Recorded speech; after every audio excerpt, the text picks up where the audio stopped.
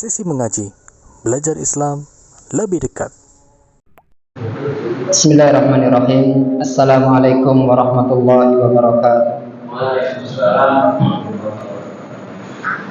Alhamdulillahi rabbil alamin. Nahmaduhu wa nasta'inuhu wa nastaghfiruh. Wa na'udzu billahi min syururi anfusina wa min sayyiati a'malina. Man yahdihillahu fala mudilla lahu wa man yudlil fala hadiya lahu. Asyhadu an la ilaha illallah wahdahu la syarika lahu wa asyhadu anna Muhammadan abduhu wa rasuluh, amma ba'd. Bapak-bapak, ibu-ibu, jamaah kaum muslimin wal muslimat yang dimuliakan Allah Subhanahu wa taala. Semoga Allah senantiasa merahmati kita dan memberkahi segala kebaikan-kebaikan kita. Alhamdulillah, pada malam hari ini kita kembali dikumpulkan oleh Allah Subhanahu wa taala dalam kebaikan. Karena kita di sini digerakkan hati kita untuk datang ke majelis ilmu. Majelis yang dihadiri oleh para malaikat. Majelis yang sangat dirindukan oleh orang-orang beriman. Karena para sahabat Nabi Shallallahu Alaihi Wasallam senantiasa bermajelis ilmu dengan Nabi Muhammad Shallallahu Alaihi Wasallam. Dan tentunya kita sebagai talibul ilmi, para penuntut ilmu, bukan hanya antum, bukan hanya jamaah, saya juga masih menuntut ilmu. Karena menuntut ilmu itu, kata para ulama, dari sejak lahir sampai meninggal dunia atau sampai masuk ke liang lahat. Jadi tidak ada putusnya di dalam menuntut ilmu. Dan saya sendiri mendapati beberapa santri ketika lulus dari pondok, buku-buku pondoknya itu tidak pernah dibuka kembali, ditutup, bahkan dibuang. Bahkan kamus bahasa Arab tidak dibawa pulang. Ya. Ketika keluar dari pondok, ya maaf, seolah-olah apa namanya? Bukan udah ahli, Pak. Seolah-olah sifatnya itu bukan orang pondokan.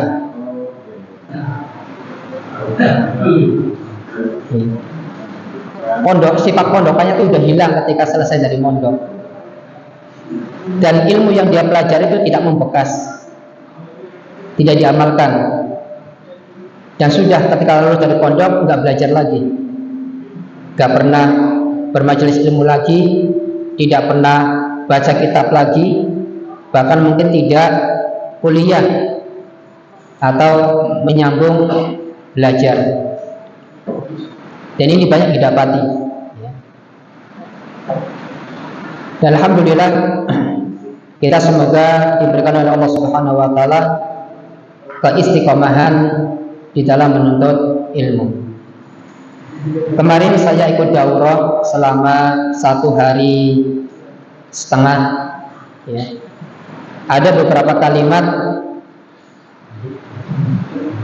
ketika daurah.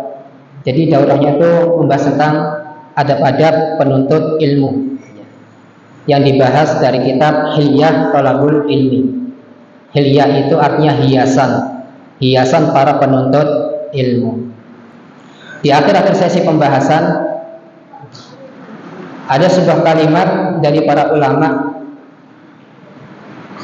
Ada orang yang memiliki kecerdasan, akan tetapi tidak diberikan kesucian hati.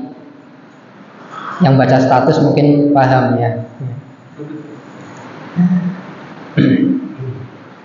Orang yang memiliki kecerdasan belum tentu memiliki kesucian hati. Karena ketika seseorang itu memiliki kecerdasan tetapi tidak memiliki kesucian hati, bisa menyebabkan orang ini menyimpang dari jalan yang lurus. Profesor-profesor itu cerdas nggak? Cerdas. Banyak yang menyimpang nggak? Banyak. Artinya cerdas tetapi tidak berikan kesucian hati. Tapi para ulama, mereka adalah orang-orang yang cerdas. Ada yang umur 7 tahun sudah hafal Al-Quran, bukan membaca, hafal. Ada yang 10 tahun sudah hafal Al-Quran.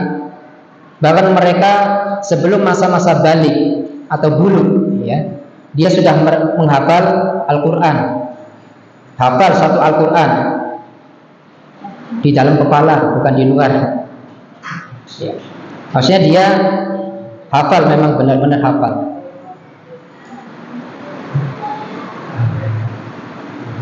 Dan kita sebagai penuntut ilmu, cobalah untuk menambah hafalan kita di dalam Al-Quranul Karim.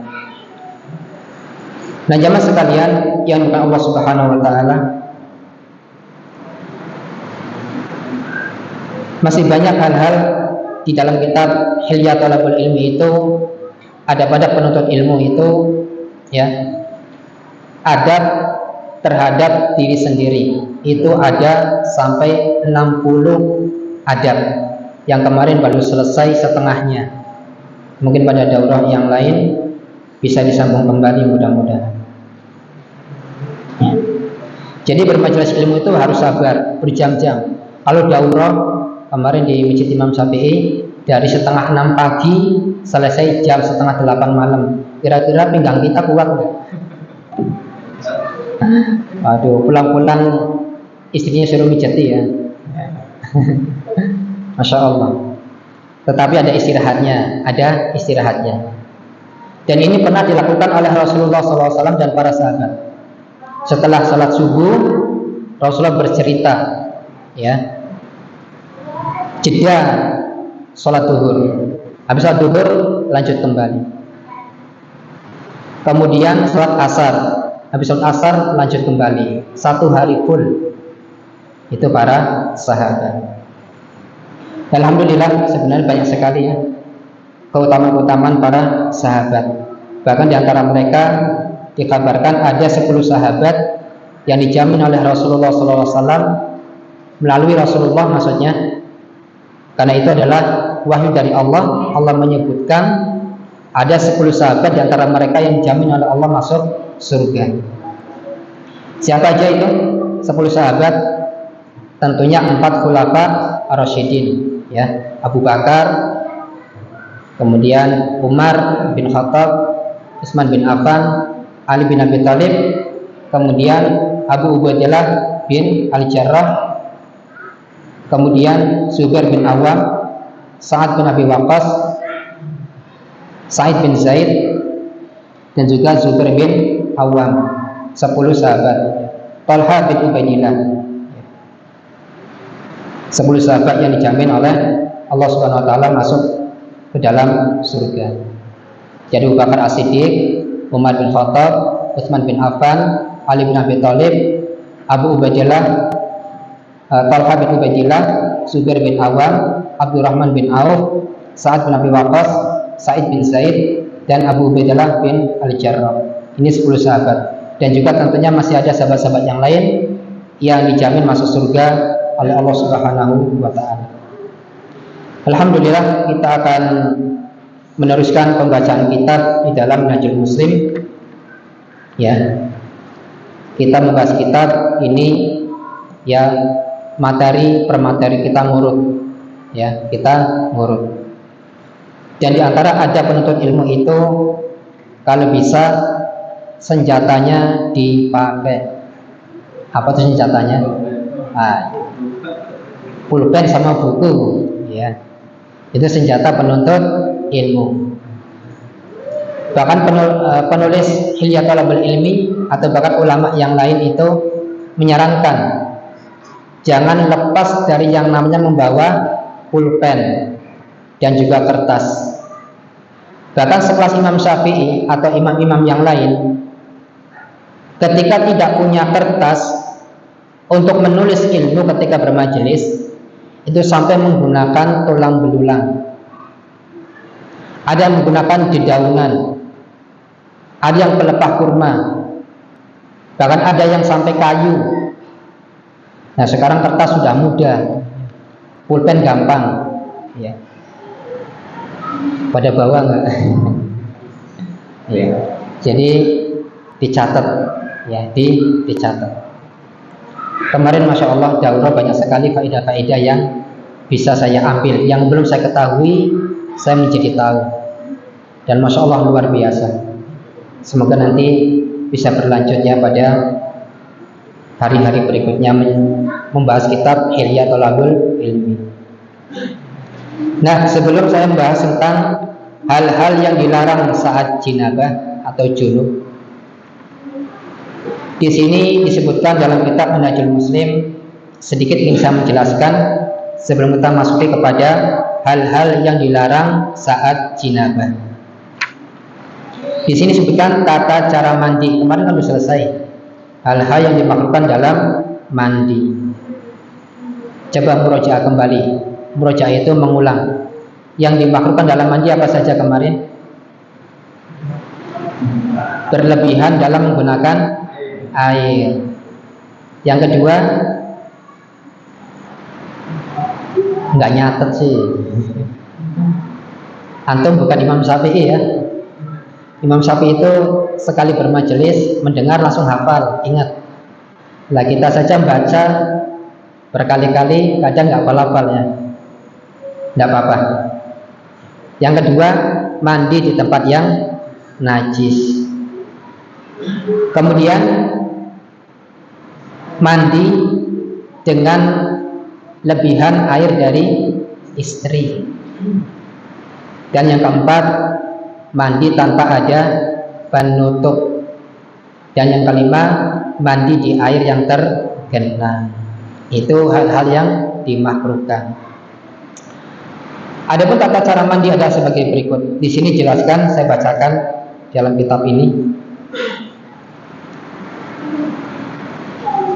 Apa tadi nama kitabnya Pak? Minhajul Muslim. Pengarangnya siapa? Imam Muslim. Syekh Abu Bakar Jabir Al-Jazairi. Jadi kalau bisa, dimanapun kita menghadiri majelis ilmu, apa yang dibahas kita tahu kitabnya dan siapa penulisnya. Ya. Jadi ketika bapak-bapak, ibu-ibu pergi kemana, kemudian ada buku, ini buku yang pernah dibahas di majelis ilmu. Hendaklah seseorang yang mandi membaca basmalah. Tentunya kalau ketika di kamar mandi, baca basmalahnya di dalam hati. Di dalam hati, ya. Seraya meniatkan mandinya untuk menghilangkan hadas besar. Mandi, sebelum mandi baca bismillah dan niatkan ingin menghilangkan hadas besar. Kemudian yang berikutnya, tata caranya adalah setelah baca bismillah, niat dalam hati menghilangkan hadas besar, dia membasuh kedua telapak tangannya sebanyak 3 kali. Basuh 3 kali, ya. Ini 3 kali, ini 3 kali. Lalu beristinja, membersihkan kotoran dan membasuh kemaluannya. Biasanya kalau habis berhubungan, ya, itu kita bersihkan kemaluan kita. Kemudian membersihkan duburnya dan bagian anggota tubuh di sekitar keduanya dari kotoran. Depan dan belakang dibersihkan, dicebokin, ya. Walaupun mungkin kita tidak buang air besar, tetapi diperintahkan untuk dicuci, dibersihkan. Setelah itu berwudu seraya menghilangkan hadas kecil tanpa membasuh kedua kakinya. Jadi ketika mandi janabah, ketika wudu, boleh kakinya itu dalam membasuh diakhirkan. Ketika selesai mandi, baru dibasuh ketika mau menyelesaikan mandinya. Karena ia dibolehkan membasuh keduanya bersama wudhunya atau menangguhkan membasuh keduanya hingga akhir mandi. Ya, ketika mau selesai mandi dicuci kakinya. Ya, boleh diakhirkan. Lalu di sini disebutkan tata caranya adalah lalu membenamkan kedua telapak tangannya ke dalam air, lalu mengurai-ngurai pangkal rambut kepalanya dengan kedua telapak tangannya. Artinya memasukkan ke dalam air yang seember, kemudian kita menyiramkan dan menyela-nyela bagian-bagian rambut atau kepala dengan kedua telapak tangan. Lalu membasuh kepalanya dan kedua telinganya sebanyak 3 kali dengan 3 kali cidukan. Dengan 3 kali cidukan. Lalu menyiramkan air ke bagian tubuhnya yang sebelah kanan dari atas ke bawah. Dari atas ke bawah. Jadi nyiram bagian kanan, ya. Bagian kanan 3 kali, setelah itu bagian kiri 3 kali. Lalu menyiramkan air ke bagian tubuh yang sebelah kiri. Di sini jelaskan pada saat menyiramkan air ke tubuh, maka yang perlu diperhatikan ialah bagian tubuh yang tersembunyi, yang sulit tersiram, seperti bagian pusar. Di sini jelaskan bagian tubuh yang ada di bawah kedua ketiak, ya. Biasanya ketiak ini kalau kita tidak gosok-gosok sangat jarang terkena siraman air, maka perlu digosok. Bagian tubuh yang di bawah kedua lutut, bagian sini, maka ini dan kedua ini perlu digosok. Hal ini berdasarkan keterangan Aisyah radhiyallahu taala anha, apabila Rasulullah SAW hendak mandi janabah, beliau memulai dengan membasuh kedua tangannya sebelum memasukkan kedua tangannya ke dalam tempat air. Jadi basuh dulu sebelum tangan ini masuk ke dalam air. Kemudian membasuh kemaluannya dan berwudu seperti wudu untuk menunaikan sholat. Kemudian membasahi rambutnya dan menyiramkan kepalanya sebanyak 3 kali. Selanjutnya menyiramkan air ke seluruh tubuh secara merata. Ini tata cara mandi janabah. Ya. Jadi coba diulang Pak. Yang pertama baca Bismillah. Yang kedua membasuh telapak tangan 3 kali. Terus apa lagi? Beristinja tadi ya, membersihkan kotoran. Setelah itu berwudu. Langsung boleh disiram airnya ketika wudu, atau nanti membasuh kakinya diakhirkan ketika mau selesai mandi. Ya. Kemudian menyiramkan ke bagian sebelah kiri kanan 3 kali, sebelah kiri 3 kali, atau sebelum itu ambil air untuk menyela-nyela kepala. Setelah itu menyiramkan air di bagian kanan 3 kali, bagian kiri 3 kali, baru dari atas ke bawah dan digosok-gosok secara merata. Ini kalau ingin dalam mandi janabah itu sempurna. Setelah orang itu mandi janabah dengan sempurna, maka dia boleh tidak wudu kembali, langsung sholat. Langsung sholat, ya. Tapi kalau tata cara mandinya tidak sempurna, maka ketika selesai mandi, maka dia berwudu ketika mau sholat. Nah, itu tata cara mandi. Sekarang kita masuki kepada pembahasan hal-hal yang dilarang saat junub atau janabah. Di sini ada 4 poin yang dilarang saat mandi janabah. Yang pertama di sini disebutkan membaca Al-Quran. Nanti ada redaksi hadis, tapi redaksi hadis ini diperselisihkan oleh para ulama. Membaca Al-Quran kecuali ta'awud. Ibu-ibu paham ta'awud? Ibu-ibu apa ta'awud?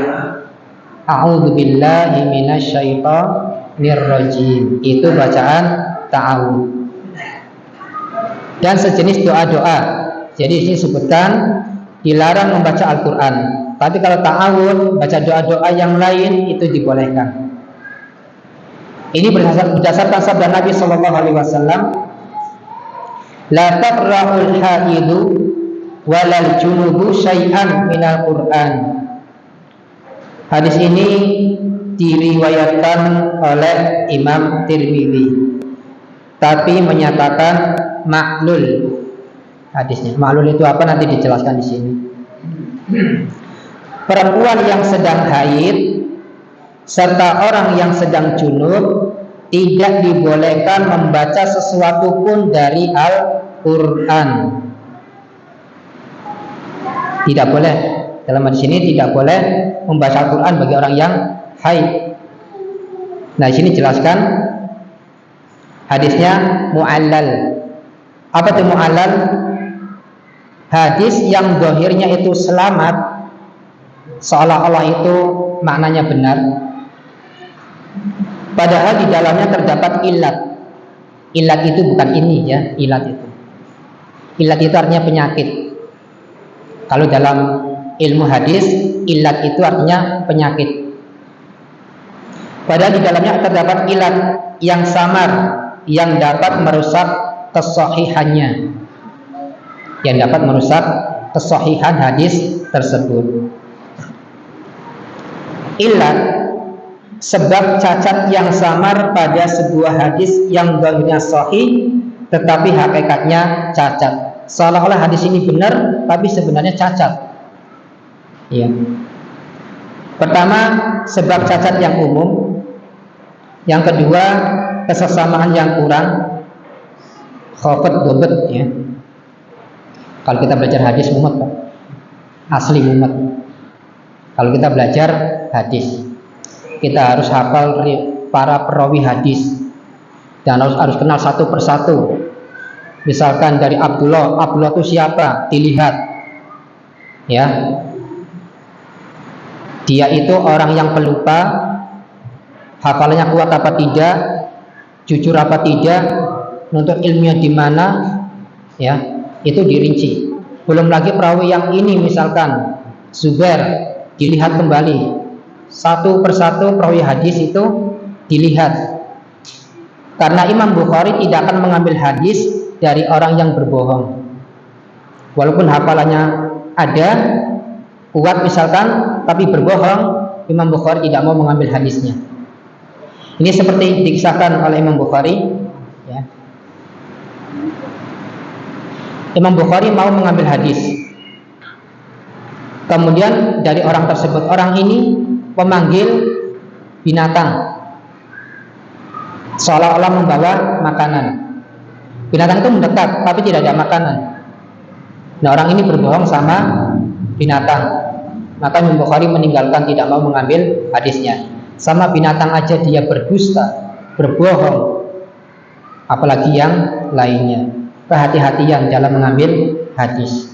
Yang sekarang pun para penceramah-penceramah harusnya ketika mengeluarkan hadis-hadis, dia harus tahu kedudukan hadisnya. Apalagi ketika khatib Jumat, hanya sekedar membaca buku, tapi bacakan hadisnya, tapi nggak tahu ini hadisnya sahih apa tidak. Yang penting disampaikan. Bukannya membuat orang itu lurus,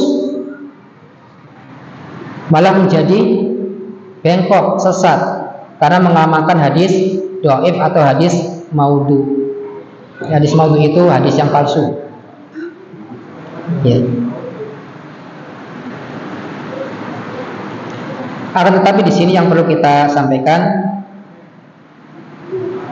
menurut kebanyakan para ulama, boleh bagi seorang yang haid untuk membaca Al-Quran. Boleh bagi orang yang haid membaca Al-Quran. Entah itu ketika dia punya hafalan Quran, dia murojaah, mengulang hafalannya tanpa memegang, melihat Al-Quran, membaca. Kalau sekiranya orang yang haid itu ingin memegang Al-Quran, maka dianjurkan untuk yang pertama berwudu terlebih dahulu. Yang kedua memakai sarung tangan. Jadi kulitnya itu tidak langsung menyentuh kepada Al-Quran pakai sarung tangan. Ya bukan hanya sarung tangan, pokoknya ada kain yang menutupi, ya.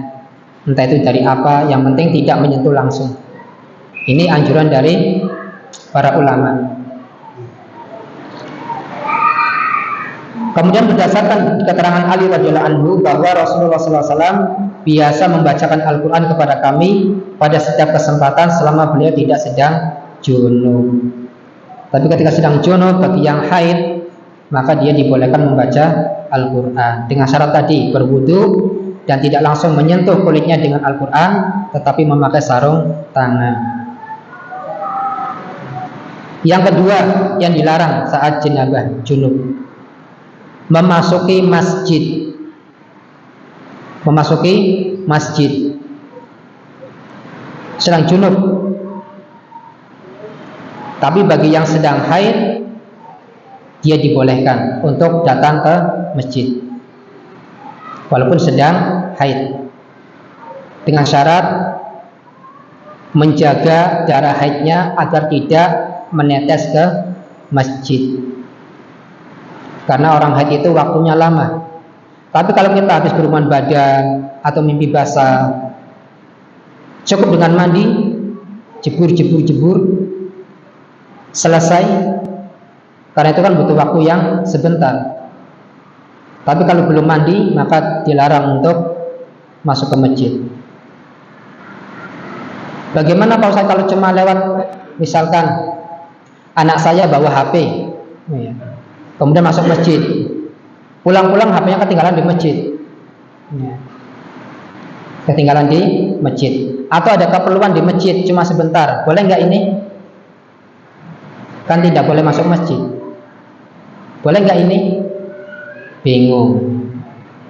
Dibolehkan, hanya sekedar keperluan, ya, mengambil sesuatu, kemudian dia keluar. Yang tidak boleh itu ketika masuk berlama di masjid. Di sini dijelaskan memasuki masjid yang dilarang. Ya, jadi orang yang sedang junub dilarang masuk ke masjid kecuali hanya sekedar melintasinya bagi orang yang terpaksa untuk melintasi. Ya, keperluan dari masjid, ngambil mic, ngambil apa, kemudian dia keluar. Allah Subhanahu wa taala berfirman dalam surah An-Nisa ayat 43, "Wala junuban illa abiri sabilin hatta tagtasilu." Jangan pula hampiri masjid sedang kamu dalam keadaan junub, terkecuali sekedar lewat saja. Gimana? Mau adzan dulu? Adzan dulu. Terus lanjut. Oke.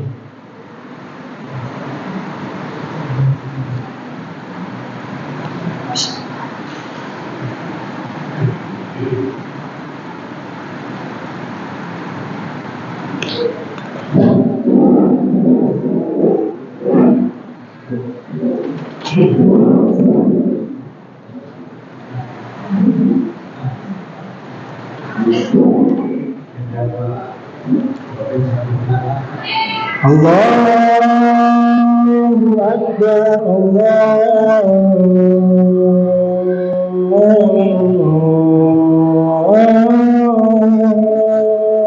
Akbar,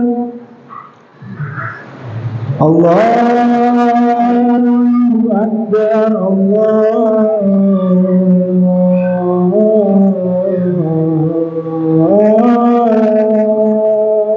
Akbar. Asyhadu an la ilaha illallah.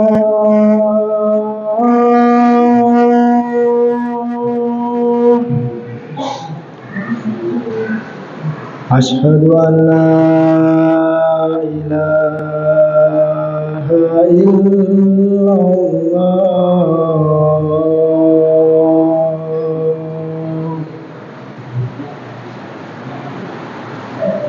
Asyhadu anna Muhammadar Rasulullah.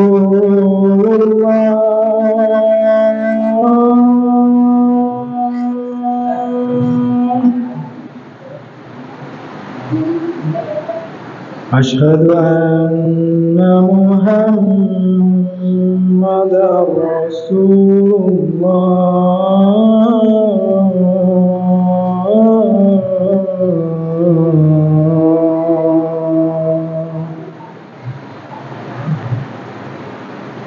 حي على الصلاة.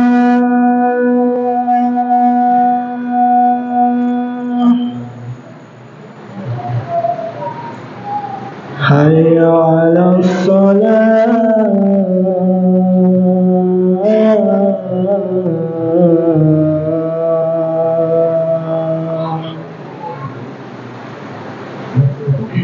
حي على الفلاح.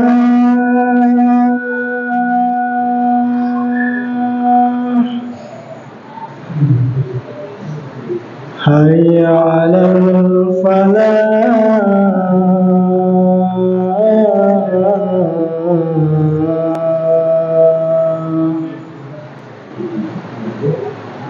الله أكبر الله أكبر.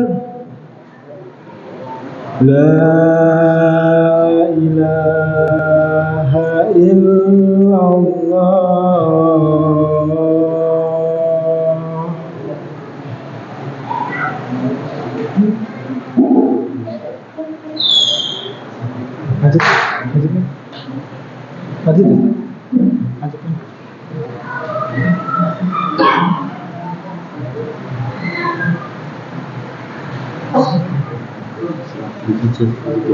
Salah dulu, oh iya, nggak apa-apa, ditutup dulu.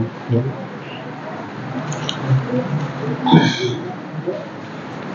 Jamaah yang dimuliakan Allah Subhanahu wa taala, mungkin kita sholat terlebih dahulu ya. Habis sholat nanti kita akan lanjut kembali, dan insya Allah kita akan menjawab pertanyaan yang sudah ada. Ya, sholat dulu ya. Ya. Kita tutup dengan doa kafaratul majelis. Subhanakallahumma bihamdika asyhadu an la ilaha illa anta astaghfiruka wa atubu ilaik.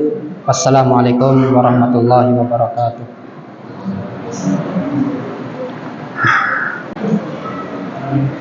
Bismillah. Assalamualaikum warahmatullahi wabarakatuh.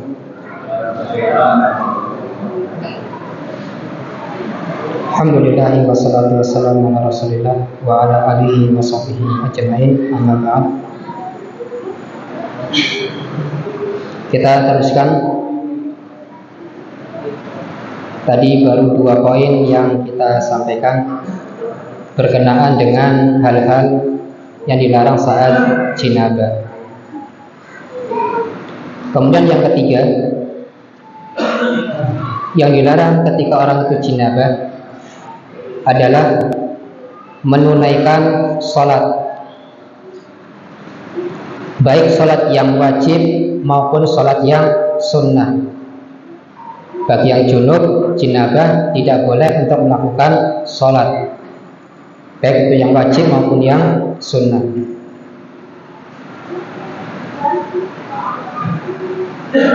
Dan dia juga tidak dibolehkan untuk berpuasa, karena puasanya batal. Allah Subhanahu wa taala berfirman dalam surat An-Nisa ayat 43, Ya ayyuhalladzina amanu la taqrabus salata wa antum sukara hatta ta'lamu ma taquluna wa la junuban ila amiri sabilin hatta tattasilu. Ya. Kata Allah Subhanahu wa taala dalam Al-Qur'an, hai orang-orang yang beriman, janganlah kamu sholat. Ayatnya jangan dipotong di situ ya. Kalau ayat-ayat yang surah Al-Baqarah sampai yang lainnya disuruh untuk sholat, nah ayat ini kok melarang sholat. Nah, jangan dipotong di situ, bahaya. Apalagi surat Al-Maun, fawailul lil musallin, kecelakaan orang-orang yang sholat. Nah, karena kecelakaan jangan sholat, ya. Gitu.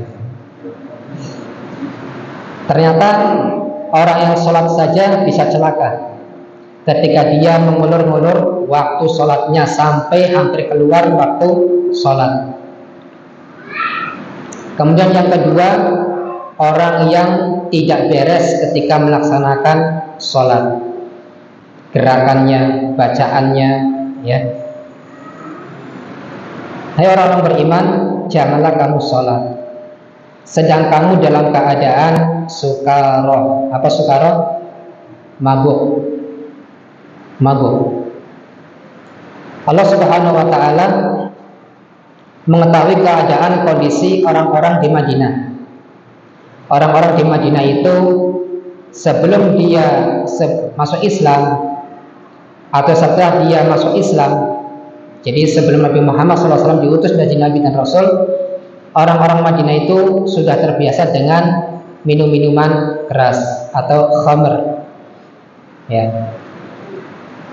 Dan ketika dia masuk Islam, Allah Subhanahu wa ta'ala belum mengharamkan yang namanya khamr.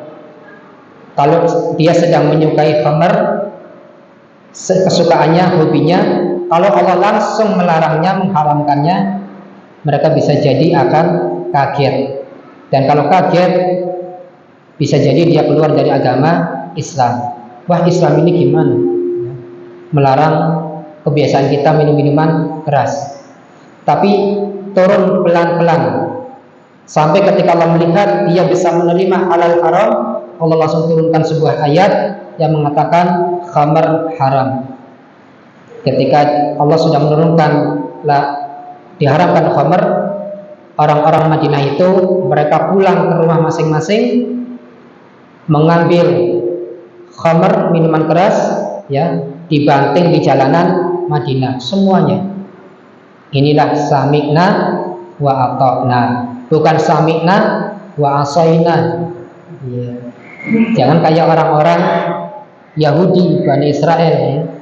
Sami'na wa asaina, kami dengar tapi kami nggak melakukan. Kami dengar tapi kami maksiat. Tapi kalau sahabat, sami'na wa ata'na, kami dengar dan kami taat, ya. Nah, dijelaskan oleh Allah Subhanahu wa ta'ala tentang judi dan khamr, karena pada keduanya itu ada manfaat tapi dosanya lebih besar, ya. Mereka bertanya kepada tentang judi dan minuman keras. Judi, minuman keras ada manfaatnya enggak? Ada. Kata orang-orang yang sering naik ke gunung, udara di sana dingin, jadi bawa minuman keras untuk menghangatkan badan. Gitu enggak, Pak? Enggak, ya? Jangan coba-coba. Ya. Ya, ada manfaatnya. Judi ada manfaatnya, ada kalau menang. Kalau menang, bagi-bagi ponakan, menang, ya. Dan bisa belanja beras, ya, bisa memenuhi kebutuhan anak dan istrinya, ada manfaatnya. Tapi pada keduanya terdapat dosa yang lebih besar daripada manfaatnya. Nah, pilih manfaatnya atau dapat dosa yang besar? Pilih mana? Bingung, ya. Maka keduanya ini diharamkan oleh Allah Subhanahu wa ta'ala. Nah, Allah melarang mereka untuk sholat sedangkan mereka dalam keadaan mabuk, sehingga kamu mengerti apa yang kamu ucapkan. Karena orang yang mabuk itu dia tidak mengerti apa yang dia ucapkan. Terkadang masalah pribadi sama istrinya, rumah tangganya, ketika mabuk dia keluar-keluar diungkapkan, ya, masalahnya. Atau bahkan ada orang yang mabuk sambil ingin membunuh seseorang yang dia benci, ya, orang yang mabuk. Dan saya sendiri melihat orang mabuk itu, ya, kasihan juga.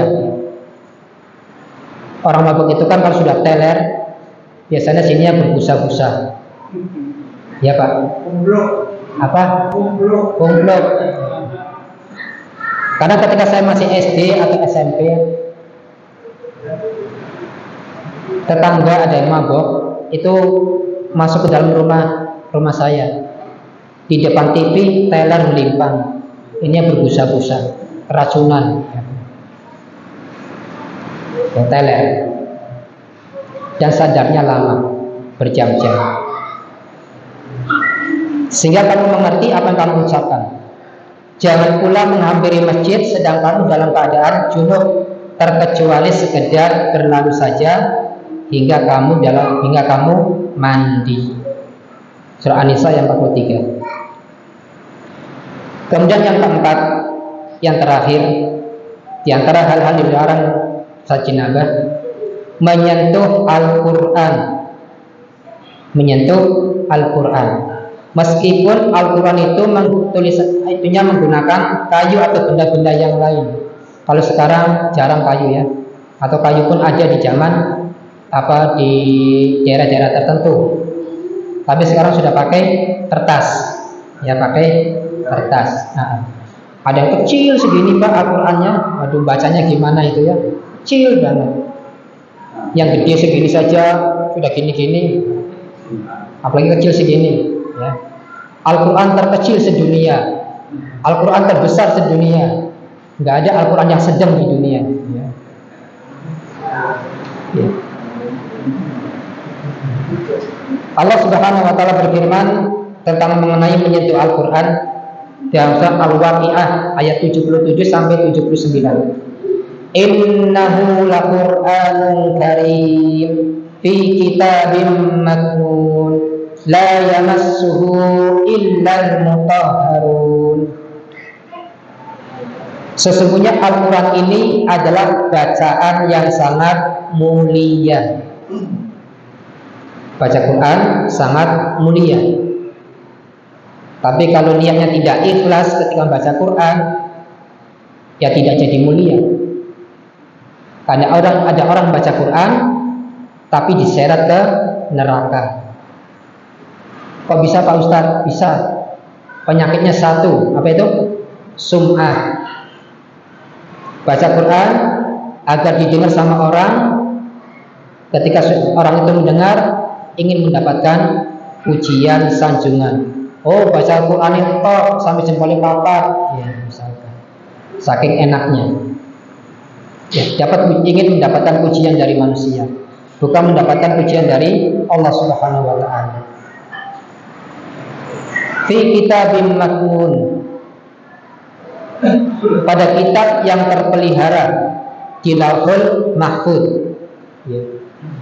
La yamassuhu illal mutahharun. Jangan menyentuhnya kecuali orang-orang yang suci. Suci di sini bisa diartikan dengan beberapa arti. Ya. Berarti orang kafir tidak boleh dia menyentuh Al-Quran. Ya. Karena Al-Quran adalah suci. Dan bisa diartikan dengan yang lain, orang Islam ketika ingin menyentuh Al-Quran, dia bersuci terlebih dahulu, wudu. Dia berwudu, menghilangkan hadas besar, menghilangkan hadas kecil. Karena hadis Nabi SAW, la tamassal Qur'ana illa wa anta tahirun. Janganlah kamu menyentuh Al-Quran kecuali kamu dalam keadaan suci. Dan di sini bagi orang yang haid, dia dibolehkan menyentuh Al-Quran dengan syarat tadi. Pertama apa tadi? Berwudu. Yang kedua memakai sarung tangan. Ya ketika ingin baca Al-Quran. Alhamdulillah selesai tentang hal-hal yang dilarang saat jinabah. Untuk pembahasan berikutnya nanti pada pertemuan yang akan datang, kita akan masuki pada pasal kelima tentang tayamum. Insyaallah di antara kita sudah paham tentang tayamum. Dulu saya ingat waktu masih SD atau SMP ya, sering dengar kata-kata tayamum. Kalau nggak bisa menggunakan air atau nggak ada air, tayamum. Saya bingung Pak, tayamum itu bagaimana caranya? Itu dulu ya, sebelum belajar agama ya. Tayamum itu gimana caranya? Dengar tayamum, tapi praktek tayamumnya itu saya nggak tahu. Saya tidak paham. Ya, insya Allah ini akan kita bahas pada pertemuan yang akan datang. Ya, sebelum saya jawab pertanyaan, mengulang kembali hal-hal yang dilarang saat jinabah. Yang pertama apa tadi? Membaca Al-Quran. Yang kedua, membasuh tangan saat jinabah, memasuki masjid. Yang ketiga, menunaikan sholat. Yang keempat, menyentuh Al-Quran. Alhamdulillah. Ya, kita akan jawab semampu yang saya bisa. Ada pertanyaan?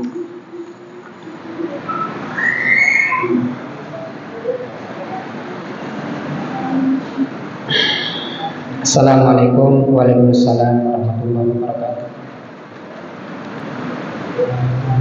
Pak bacakan ya. Ustaz, bagaimana jika saya terlambat sholat fardu? Apakah boleh menjalankan sholat sunnah qobliyah atau langsung sholat fardunya saja? Apakah ada dalilnya, Ustaz? Ya. Ini bagi orang yang sholat di masjid berjamaah. Bagi orang yang sholat di masjid berjamaah. Tapi kalau bagi ibu-ibu yang sholat di rumah, walaupun di sini sudah qomat, ya, sedang didirikan sholat, maka ibu yang sholat di rumah silakan mau qobliyah dulu sholat sunnahnya, setelah itu melaksanakan sholat yang fardu. Kondisi seperti ini yang tidak boleh sholat sunnah qobliyah itu ketika sudah iqamah sedang didirikan sholat fardu, maka tidak boleh sholat sunnah. Ya, jadi ibu-ibu kalau sholat di rumah, walaupun di masjid sudah iqamah sedang didirikan sholat, ibu sholat sendiri di rumah, maka boleh sholat sunnah qobliyah dulu, baru nanti sholat fardunya. Nah, bagi laki-laki atau bagi perempuan yang ikut datang ke masjid, ketika sudah iqamah dan sedang dilaksanakan sholat, maka tidak boleh untuk sholat sunnah. Dia datang ke masjid langsung mengikuti gerakan imam. Imam yang sedang, misalkan Allahu Akbar, sedang baca Al-Fatihah atau baca surat, maka dia bertakbir Allahu Akbar dan dengarkan bacaan imam. Kalau datangnya itu ketika imam sedang ruku, maka kita takbiratul ihram, kemudian kita ikut ruku. Ketika imamnya sedang sujud, kita takbiratul ihram, kemudian langsung ikut imam sujud. Kenapa? Hadis Nabi SAW, ju'ilal imam liyuttama bih. Imam itu dijadikan dia itu imam untuk diikuti, untuk diikuti. Nah, bagi yang baru datang, ini ada sebuah hadis Nabi SAW, ya, sebagaimana disampaikan Ali bin Abi Thalib dan Mu'adz bin Jabal. Qala Nabi SAW, idza ata ahadakumus shalat wal imamu ala hali falyasna kama yasna'ul imam. Nabi SAW bersabda, apabila salah seorang dari kalian mendapatkan sholat dan imam sedang dalam keadaan apapun, maka hendaknya dia berbuat seperti imam berbuat. Jadi kalau mendapati imam sedang ruku, takbir atau ikram, kemudian langsung ruku tanpa membaca surat Al-Fatihah. Lah Pak Ustadz katanya kalau tidak baca Al-Fatihah kan sholatnya nggak sah. Ya. Dalam kondisi seperti ini boleh meninggalkan membaca Al-Fatihah karena imamnya sedang ruku, dibolehkan. Ya. Karena hadis Nabi SAW, apabila imam sedang ruku, rukuklah. Imam sedang sujud, sujudlah. Imam sedang atahiyat, atahiyatlah. Jadi ngikutin imam. Lah kalau imamnya sedang ruku, kita baca Al-Fatihah, ya kita ketinggalan. Imamnya sudah sujud 2 kali, dianya baru ruku, ya kan? Nah, ini dalam rangka agar tidak ketinggalan gerakan bersama imam. Adapun yang dibolehkan sholat sunnah qobliyah itu ketika kita ketinggalan sholat ya, maksudnya sholat subuh, tentunya ini sholat subuh. Boleh kita sholat sunnah fajarnya itu setelah selesai sholat wajib yang subuhnya. Jadi boleh untuk mengqadha, mengganti. Karena ada seorang sahabat yang ketika dia datang ke masjid sedang didirikan sholat berjamaah subuh, sedangkan dia belum sholat sunnah qobliyah subuh. Dia langsung ngikutin imam sholat fardu. Ketika selesai salam, selesai sholat subuhnya, dia berdiri kembali. Kemudian melaksanakan sholat 2 rakaat. Ditanya sama Nabi, kamu tadi sholat apa? Maka sahabat ini menjawab, saya tadi belum sempat mengerjakan sholat sunnah qobliyah subuh. Wasakata. Kemudian Nabi diam. Ketika Nabi diam itu berarti menyetujui, membolehkan. Boleh, silakan. Karena dia ketinggalan sholat sunnah qobliyah subuh. Hanya sholat sunnah qobliyah subuh. Ya. Gimana? Udah jelas belum? Ya. Kalau dalilnya ya sangat banyak ya. Banyak sekali.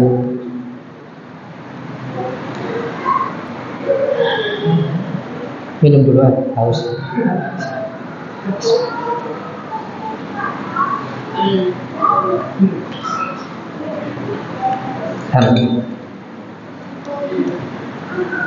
Biasanya tak lihat para ustadz itu kalau sudah keenakan menjelaskan lupa minum biasanya. Minumnya nanti ketika sudah selesai, menghemat. Assalamualaikum. Waalaikumsalam. Ustaz, bagaimana tuntunan di dalam Islam saat berzakat fitrah? Langsung dikasih yang tidak mampu atau diserahkan kepada yang dipercaya? Dan bagaimana jika seorang muslim tidak berzakat fitrah? Ya, syukran, jazakallahu khair. Wa anti jazakallahu. Untuk yang pertama ini tentang tuntunan Islam dalam zakat fitrah, bisa kita langsung berikan kepada yang tidak mampu, boleh kita serahkan, mewakilkan kepada misalkan panitia zakat. Kalau jamaah bisa langsung masukkan kepada orangnya, itu lebih baik. Lebih baik. Misalkan si Abdullah mau zakat fitrah, di sekelilingnya itu ternyata ada orang yang miskin. Dia boleh langsung mendatangi orang yang miskin tersebut, kasih zakat fitrahnya dia. Ini ada zakat fitrah, boleh dikasih langsung. Kalau dia susah mendapati orang fakir miskin karena tidak tahu, maka boleh diwakilkan kepada panitia zakat. Mungkin panitia zakat paham orang-orang yang fakir dan miskin, ya, diwakilkan tanpa dia capek mencari orang yang fakir dan miskin. Ini tidak apa-apa. Tapi lebih bagusnya kasih langsung kepada yang berhak mendapatkan zakat fitrah. Bagaimana dengan orang yang tidak zakat fitrah? Ini dirinci dulu. Dia tidak zakat fitrah itu karena memang dia miskin, tidak mampu berzakat fitrah, atau mampu tapi tidak zakat fitrah. Nah, kalau dia tidak bisa zakat fitrah karena dia miskin, fakir, maka dia berhak mendapatkan zakat fitrah. Kalau tidak mampu, kalau mampu tidak zakat fitrah, maka dia berdosa. Karena dia mampu tapi tidak ditunaikan, ya. Dan zakat fitrah ini, ya, tujuannya adalah selain kewajiban juga membersihkan orang-orang yang berpuasa. Selama dia berpuasa mungkin dia melakukan berbagai macam kesalahan, entah itu berkata jorok, berkata kotor, atau berbuat sesuatu yang maksiat, ya, dalam rangka membersihkan dirinya. Jadi ingat bapak-bapak, ibu-ibu, zakat fitrah itu untuk membersihkan orang yang berpuasa. Ada orang yang berkeyakinan tidak puasa sebulan, dengan zakat fitrah dosa-dosa dihapus semuanya. Wow, enak sekali kalau gitu ya. Banyak nggak Pak? Banyak. Kalau kayak gitu, nggak bakalan ada orang yang mau puasa. Udah panas, lemes, dedes. Di sini lemes, dedes sama. Udah baik. Udah lemes, di atas lemes, ya kan? Kayak orang hamil. Nah,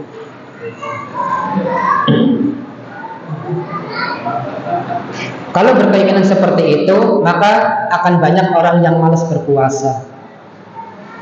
Karena zakat fitrah itu samping dia adalah hukumnya kewajiban sendiri-sendiri, itu juga membersihkan dia ketika menjalankan ibadah puasa. Bukan membersihkan orang yang tidak berpuasa sebulan dengan zakat fitrah, saya kembali lahir seperti bayi. Enggak seperti itu. Kembali seperti bayi. Ya udah, bayi lagi aja, terus lahiran. Ya, gitu ya. Yang bisa saya jawab tentang mengenai pertanyaan-pertanyaan tadi. Ini keterbatasan ilmu yang saya miliki. Ada dari bapak-bapak yang mau tanya?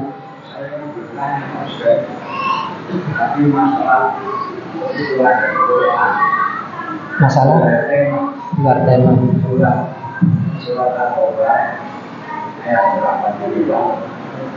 At-Taubah 84.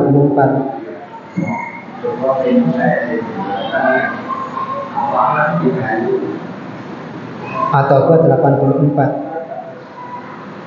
Waduh, pertanyaan ini berat banget Pak. Ini harus kaji tafsir ini. Harus kaji tafsir.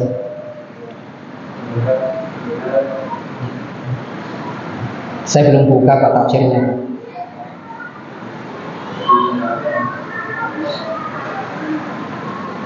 (84).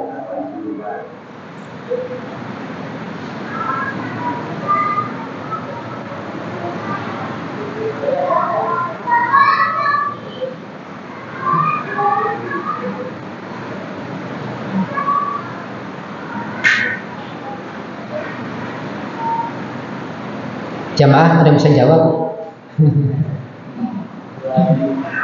Ya. Kalau belum ini besok. Ya. Kalau biasanya beliau besok. Saya cuma bacain aja. At-Taubah itu surat yang ke-9. Ya. Di sini wala tusalli ala ahadin minhum mata abadan wala takum ala qabrihi innahum kafaru billahi wa rasulihi wa matu wa hum fasiqun. Dan janganlah kamu sekali-kali menyembahyangkan, mensolatkan jenazah seseorang yang mati di antara mereka. Dan janganlah kamu berdiri mendoakan di kuburnya. Sesungguhnya mereka telah kafir kepada Allah dan Rasul-Nya, dan mereka mati dalam keadaan fasik. Sebenarnya udah jelas ini ya,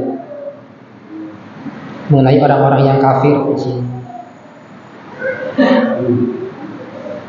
Tidak boleh mensolatkan mereka, tidak boleh mendoakan mereka, karena dia telah kafir kepada Allah dan Rasul-Nya, dan mereka mati dalam keadaan fasik.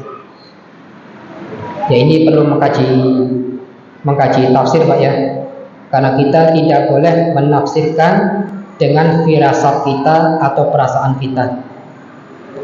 Karena para ulama menasihatkan kita kalau ada orang yang menafsirkan Al-Quran, sekalipun itu mungkin kebetulan benar, tapi dianggap salah.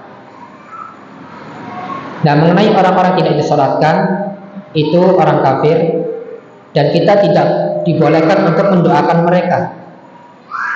Maksudnya Pak Ustaz, kau nggak boleh? Iya, karena Nabi Nuh sendiri saja dilarang sama Allah. Tidak pantas bagi orang yang beriman mendoakan mereka yang kafir, karena percuma mendoakan orang kafir yang sudah mati, itu percuma. Sudah mati ya, kalau masih hidup sih nggak apa-apa, mendoakan supaya dapat hidayah, masuk Islam, menjadi seorang muslim yang sejati, nanti bisa membela agama Allah, ya, itu nggak apa-apa. Tapi kalau mendoakan orang kafir yang sudah mati, percuma, sia-sia. Kenapa? Mereka tidak akan pernah masuk ke dalam surga. Dan orang-orang kafir, jenazahnya tidak disolatkan oleh orang-orang muslim. Dan orang yang kafir tidak boleh dikuburkan bersama kuburan orang-orang muslim, dipisahkan, nggak boleh. Tapi Pak Ustadz, dia sama, dia juga manusia, sama. Tapi di sisi Allah ada pembeda. Dia kafir, tidak beriman kepada Allah. Sedangkan yang ini orang beriman kepada Allah Subhanahu wa taala. Wallahu taala alam, ya. Mungkin suatu saat mengkaji tafsir, samping kita itu di samping baca Quran juga harus mengerti tafsirnya. Ada yang lain? Sudah cukup? Cukup ya? Udah pada lapar kayaknya. Betul? Aduh, pausanya selesai ini. Perutnya sudah dangdutan. Ya, sampai sini dulu. Kurang lebihnya saya minta maaf.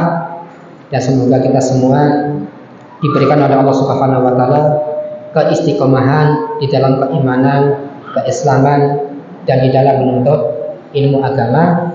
Dan semoga Allah mengampuni semua kesalahan-kesalahan kita dan dosa-dosa kita yang telah kita lakukan, baik yang kecil maupun yang besar, baik yang disengaja maupun yang tidak disengaja. Kita tutup dengan doa kafaratul majelis. Subhanakallahumma wa bihamdika asyhadu an la ilaha illa anta astaghfiruka wa atubu ilaik. Allahumma inna nas'alukal huda wa tuqa wal afaf wal ghina wa akhir da'wana alhamdulillahi rabbil alamin. Wassalamualaikum warahmatullahi wabarakatuh. Waalaikumsalam.